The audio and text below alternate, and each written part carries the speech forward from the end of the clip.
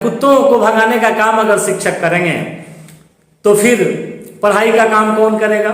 Supreme court के आदेश की अवहेलना भी राज्य सरकार के द्वारा किया जाना एक गलत बात है। न सिर्फ शिक्षकों को अपमानित करने वाला यह फरमान है, बल्कि यह बिहार सरकार का गैर जिम्मेदाराना, जो पदाधिकारी ऐसे ऐसे निर्देश जारी करते हैं वे गैर जिम्मेदार लोग हैं और शिक्षकों को अपमानित करके आप शिक्षा व्यवस्था को नहीं सुधार सकते हैं।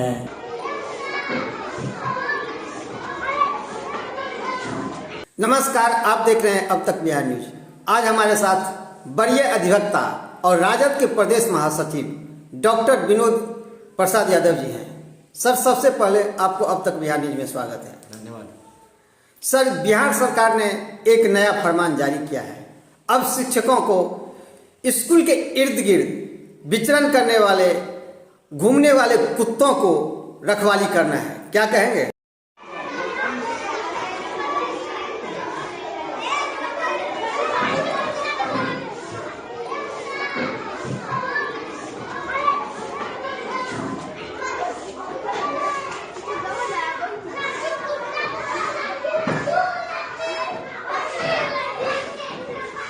इस कार्य के लिए शिक्षकों की नियुक्ति होती है, उसी कार्य में शिक्षकों को लगाया जाना शिक्षा की गुणवत्ता में सुधार कर सकता है। अब शिक्षकों के जिम्मे पढ़ाने के बदले कुत्ते की रखवाली करना, शराबबंदी के मामले में उनका इन्वॉल्वमेंट, सड़क पर जो गंदगी फैलाने वाली व्यवस्था है उसमें उनकी भूमिका को सुनिश्चित करना, कहीं जनगणना में उनको लगाया जाना, ये तमाम चीजें ऐसी चुनाव के ड्यूटी में लगाना, चुनावी ड्यूटी में भी उन्हें लगाया जाता है। यानी बहुत सारे गैर शैक्षिक जो कार्य हैं, पशुगणना में लगाना। पशुगणना, मैंने यही कहा कि गैर शैक्षिक कार्यों में अक्सर शिक्षा विभाग के द्वारा, बिहार सरकार के द्वारा उन्हें लगाया जाना, शिक्षा प्रदान करने की जो उनकी मुख्य भूमिका है, जो उनका मुख्य कार्य है, उससे उन्हें विमुख कराना या उनसे अलग कराने का प्रयास बिल्कुल गलत है, यह निंदनीय है। चूंकि यह प्रदेश हित में, शैक्षिक हित में, देश के बच्चों के हित के खिलाफ है। शिक्षकों को शिक्षण कार्य में ही लगाकर कैसे अच्छी से अच्छी शिक्षा हमारे बच्चों को मिल सके, इसका प्रयास बिहार सरकार के द्वारा किया जाना चाहिए। लेकिन गैर शैक्षिक कार्यों में अब कुत्तों को भगाने का काम अगर शिक्षक करेंगे तो फिर पढ़ाई का काम कौन करेगा। कुत्ते अगर विद्यालय परिसर में या विद्यालय के बाहर, जंगली पशु अगर विद्यालय परिसर के बाहर अगर टहल रहे हैं तो उनकी रखवाली में शिक्षक अगर डंडा लेके घूमते रहेंगे तो शिक्षक का काम डंडा लेके घूमना नहीं, बल्कि एक गुणवत्तापूर्ण शिक्षा प्रदान करना है। तो यह बिल्कुल गलत है। इस तरह का निर्देश शिक्षा हित के खिलाफ है, विद्यार्थियों के हित के खिलाफ है। सर, क्या लगता है बिहार सरकार की यह फरमान शिक्षकों को अपमानित करने वाला फरमान है क्या? न सिर्फ शिक्षकों को अपमानित करने वाला यह फरमान है, बल्कि यह बिहार सरकार का गैर जिम्मेदाराना, जो पदाधिकारी ऐसे ऐसे निर्देश जारी करते हैं वे गैर जिम्मेदार लोग हैं और शिक्षकों को अपमानित करके आप शिक्षा व्यवस्था को नहीं सुधार सकते हैं। इस हमारी संस्कृति में, हमारी सभ्यता में शिक्षकों का बड़ा आदर है। आदरपूर्ण दृष्टि से हम देखते हैं। गुरु का स्थान बहुत ऊंचा होता है और शिक्षकों को इस तरह से आप अपमानित करने का या निम्न स्तर के कार्यों में उन्हें लगने का निर्देश देंगे तो निश्चित रूप से भी अपने आप को अपमानित महसूस करेंगे। और कोई भी अपमानित व्यक्ति अपने कार्यों का निष्पादन सही ढंग से नहीं कर सकता है, चाहे वो शिक्षक हो, चाहे किसी भी क्षेत्र में काम करने वाला व्यक्ति हो।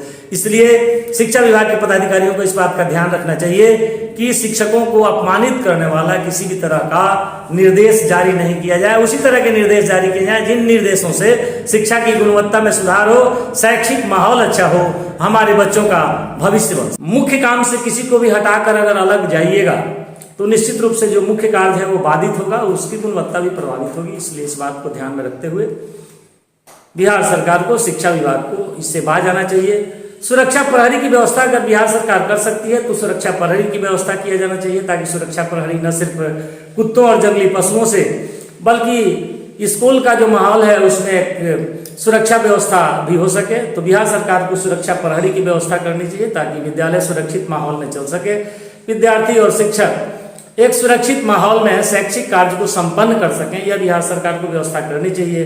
वैसे ये जंगली पशुओं से या कुत्तों से अगर रखवाली का सवाल है तो शहरी क्षेत्र में नगर निगम और गांव में जो पंचायत क्षेत्र हैं, पशुओं को फाटक में बंद करने की व्यवस्था या अन्य व्यवस्थाएं हैं जिसका काम जिन लोगों को है उन्हीं पर ध्यान दिया जाना चाहिए कि वे लोग इन कामों को करें, या सरकार इससे उसकी अलग व्यवस्था करे। चूंकि सुरक्षा, बच्चों का स्कूल का माहौल में सुरक्षा होना बहुत जरूरी है।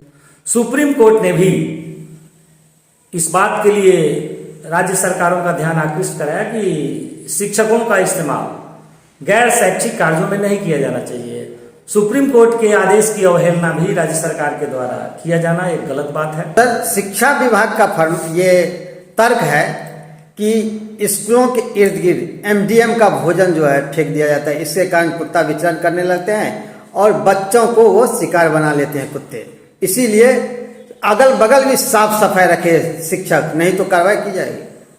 सवाल है कि जो जूठा भोजन होता है अगर वो फेंका जाता है तो उसको फेंकने की व्यवस्था, जूठा भोजन को साफ सफाई का काम शिक्षक नहीं करेंगे, देख रेख जरूर करेंगे, लेकिन उसकी व्यवस्था सरकार को करनी होगी कि भोजन बनाने का जो लोग काम करते हैं, जिस रसोईया को आपने बहाल किया है, रसोईया का काम भोजन को बनाना है, लेकिन रसोईया का काम पूरे कैंपस की साफ सफाई करना नहीं है। उसके लिए सफाई कर्मचारी की व्यवस्था राज्य सरकार को करनी चाहिए, ताकि राज्य सरकार अगर सफाई कर्मचारी की व्यवस्था करेगी तो सफाई कर्मचारी के द्वारा कैंपस की सफाई सुनिश्चित की जा सकती है। इसके लिए शिक्षकों के मत्थे, प्रधानाध्यापक के मत्थे वह सुपरवाइज कर सकते हैं कि जिनके जिम्मे ये काम दिया गया है वो काम ठीक से, रसोईया ठीक से खाना बना रहा है कि नहीं, सफाई कर्मचारी ठीक से काम कर रहा है कि नहीं, सुरक्षा कर्मी ठीक से सुरक्षा का काम कर रहा है कि नहीं। यह विद्यालय के प्रधानाध्यापक या सहायक शिक्षक देखते हुए शिक्षण कार्य में लगे रह सकते हैं, लेकिन मुख्य कार्य शिक्षण कार्य को छोड़कर सफाई का काम, रसोईया कैसे काम कर रहा है, जंगली पशुओं से बच्चों की हिफाजत कैसे की जाए, कुत्तों से हिफाजत कैसे की जाए, या जो कुछ अराजक तत्व हैं वे विद्यालय के आसपास अगर माहौल खराब करने की कोशिश करते हैं तो उन्हें कैसे नियंत्रित किया जाए, इसके लिए लॉ एंड ऑर्डर पर बिहार सरकार को ध्यान देना चाहिए और राज्य सरकार का दायित्व है जिसका निर्वाह राज्य सरकार को ईमानदारी से करना चाहिए। अच्छा सर, जब शिक्षक क्लास लेते रहे उस समय स्कूल में यदि कुत्ता घुस जाए तो तब क्या करेंगे शिक्षक? यही तो आश्चर्यजनक बात है कि शिक्षक पढ़ाएंगे या कुत्तों को भगाएंगे। या तो शिक्षकों को आप सुरक्षा कर्मी के रूप में रखें या शिक्षण कार्य के लिए रखें। आपने अगर शिक्षण कार्य के लिए बहाल किया है, उनकी नियुक्ति किया है, उसके लिए उन्हें वेतन दिया जाता है। एक सफाई कर्मचारी से एक शिक्षक का या सुरक्षा कर्मी से एक शिक्षक का वेतनमान निश्चित रूप से अच्छा होता है। तो एक न्यूनतम वेतनमान का काम एक महत्तम वेतनमान वाले व्यक्ति से, कर्मचारी से, अगर शिक्षक को भी आप कर्मचारी मान लें तो जिसको एक महत्तम वेतन दे रहे हैं, महत्तम वेतन देकर उससे न्यूनतम वेतन काम कराया जाना यह निश्चित रूप से गलत है। राजकीय कोष का यह दुरुपयोग है। राजकीय कोष का सही इस्तेमाल तभी माना जाएगा कि जिस स्तर का काम जिन लोगों के द्वारा, जिस वेतनमान के लोगों के द्वारा किया जाना है उन्हीं वेतनमान के लोगों के द्वारा कराया जाए। उच्च वेतनमान के लोगों के द्वारा उच्च स्तर का जो काम है, उनके जिम्मे जो चिन्हित काम है वही उनसे कराया जाए।